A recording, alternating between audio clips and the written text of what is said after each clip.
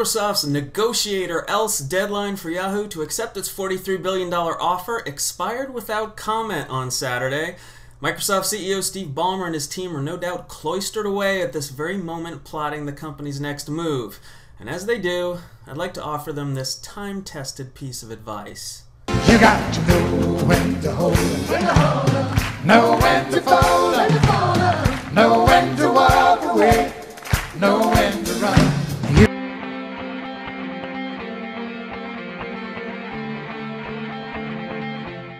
Hello, it's Monday, April 28th, 2008. I'm John Pachkowski, and this is Digital Daily. Well, Yahoo let Microsoft's deadline for a response to its $40 billion plus offer pass without a word Saturday, and according to people familiar with the situation, the two companies haven't traded words for several days. So what now? Will Microsoft go hostile? Take its case directly to Yahoo shareholders and drag the company kicking and screaming into acquisition talks? Will it raise its offer to bring Yahoo to the negotiating table peacefully? Or will it sheath its still rattling saber and walk away, leaving Yahoo to the mercy of spiteful shareholders undoubtedly livid over the company's handling of the whole ordeal? Well, the first option's an unpleasant one for all involved. A messy proxy fight, employee attrition, litigation perhaps. The second option's perhaps too humbling for Microsoft, which has said over and over and over again that its offer is a fair one. And the third? Well, you'd think that at this point, it'd be pretty satisfying for Microsoft to withdraw its bid and send Yahoo shares spiraling off into the murky depths. Aha! Not so undervalued now, are we? And if Yahoo stock were to tank, Microsoft could conceivably double back with a second offer, perhaps even a slightly lower one that might be a bit more warmly received than its original bid. There's more than one way to an amicable transaction. The economy may be slowing, the traditional wireline phone business may be deteriorating, but Verizon, as director Michael Bay says in one of the company's new commercials, is doing awesome. And you know what the word for that is? Awesome? Bingo.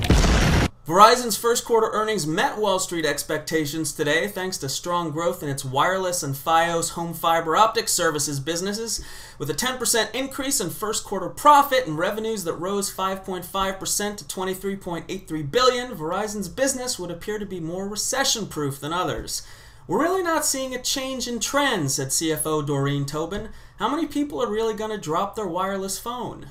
Well, not very many. Verizon added 1.5 million subscribers to its mobile business during the quarter. That said, there are plenty of folks willing to drop their landlines. Verizon's landline subscribers declined 8.2% to 40.5 million from 44.15 million in 2007. Not quite so awesome. Intel's Montevina processor is apparently shipping in limited quantities. Quantities limited to Apple, that is. The Apple website went offline for a little while this morning, and when it returned, it featured a handful of new iMacs, all of them apparently running Intel's as of yet unannounced Montevina processors. The new machines all feature the same enclosure as their predecessors, but they've got better graphics.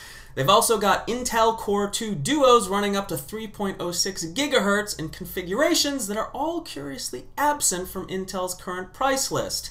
Those configurations are, however, expected to debut with Intel's Montevina refresh. How is it that Apple's able to ship machines running unannounced Intel product? Well, perhaps the company's designed its product roadmap to dovetail perfectly with Intel's. Or perhaps Apple's agreement with Intel is another of CEO Steve Jobs' sweetheart of a deal masterpieces that gives the company early access to Intel's newest chips. That's it for Digital Daily. Thanks for watching. I'll see you again tomorrow.